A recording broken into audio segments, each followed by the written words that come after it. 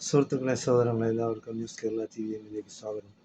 അപ്പോൾ ഇന്നലെ നമ്മൾ സങ്കടകരമായ മങ്കടയിൽ നടന്ന ഇടിമിന്നലേറ്റ് 4 കുട്ടികൾ മരിക്കുകയും 3 പേർ ഹോസ്പിറ്റലാവുകയും ചെയ്ത വാർത്ത റിപ്പോർട്ട് ചെയ്തിരുന്നു. അപ്പോൾ പോസ്റ്റ്മോർട്ടം നടപടികൾ മഞ്ചേരി മെഡിക്കൽ കോളേജിൽ ആരംഭിച്ചു കഴിഞ്ഞു. ഒരു കുട്ടിയുടെ പോസ്റ്റ്മോർട്ടം കഴിഞ്ഞു. ഇനി ബാക്കി 3 പേരുടെ പോസ്റ്റ്മോർട്ടം നടപടികൾ നടന്നുകൊണ്ടിരിക്കുകയാണ്. ഏകദേശം ഒരു 10 മണിയോടുകൂടി തന്നെ എല്ലാം പൂർത്തിയാക്കി ഒരു ഓഡിറ്റോറിയത്തിൽ പൊതുദർശനത്തിന് വെച്ചതിന് ശേഷം വെള്ളിമലയിൽ ജുമാ മസ്ജിദിൽ കബറടക്കാനാണ് തീരുമാനിച്ചിരിക്കുന്നത്. കാരണം ഇവർ 4 പേരും അയൽവാസികളാണ്. ഈ വെള്ളിമല ജുമാ മസ്ജിദിൽ പെട്ട കുട്ടികളുമാണ് ഇവർ. അപ്പോൾ 4 പേരെ ഒന്നിച്ച് തന്നെ മറവ് ചെയ്യാനുള്ള നടപടിക്രമങ്ങൾ പള്ളിയിൽ അവർ ഖബർസ്ഥാനിൽ ചെയ്തു വരുന്നുണ്ട്. എന്തായാലും വളരെ നാടിനെ നടുക്കിയ, അത് നാട്ടിൽ ഉള്ള എല്ലാ ജനങ്ങളെയും ദുഃഖത്തിലാഴ്ത്തിയ ഒരു അപകടമാണ് നടന്നത്. അപകടം എന്ന് പറയുന്നത് പ്രകൃതി ദുരന്തം പോലെയാണ്. അതായത് അല്ലാഹു എങ്ങനെയാണ് മനുഷ്യന് മരണം നിശ്ചയിച്ചിരിക്കുന്നതെന്ന് ഇതെങ്കിലും കണ്ട് ജനങ്ങൾ പഠിക്കണം.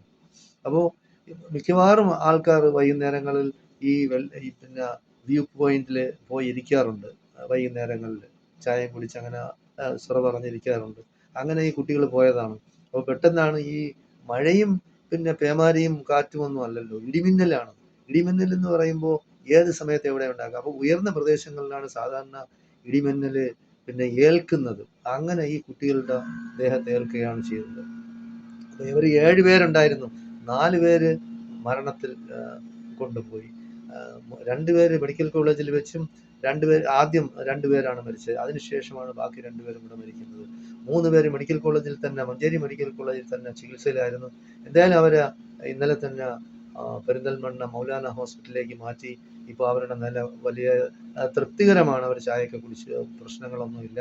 ഇൻഷാ അല്ലാഹ് അവർക്ക് കുഴപ്പമൊന്നും വരാതിരിക്കാൻ വേണ്ടി എല്ലാവരും ദുആ ചെയ്യണം. ഈ മരിച്ച കുട്ടികളുടെ മാതാപിതാക്കളുടെയും ആ കുടുംബത്തിൻ്റെയും നമ്മളെല്ലാവരും അനുശോചന അറിയിക്കണം. വളരെയധികം സങ്കടമുണ്ട്. കാര്യം നമുക്കൊക്കെ മക്കളുള്ളതാണ്. മക്കളെ എപ്പോഴും നമ്മൾ കരുതലോടെ ശ്രദ്ധിക്കണം. ഈ മഴയും ഇടിയും മിന്നലിൽ നിന്നൊക്കെ വരുന്ന സമയത്ത് അവരിനി എത്ര പ്രായമായാലും ശരി, അവരെ ഒന്ന് പുറത്തു വിടാതിരിക്കാൻ ശ്രദ്ധിക്കണം. പക്ഷെ മരണമെന്ന് പറയുന്നത് അള്ളാഹു നിശ്ചയിച്ച സമയത്ത് മരിച്ചാലേ ഒക്കുള്ളൂ.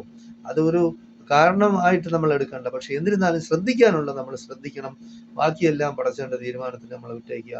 എന്തായാലും അവരുടെ കുടുംബത്തിനെ, ആ നാട്ടിനും എല്ലാവരും അനുശോചനം അറിയിക്കുകയാണ്.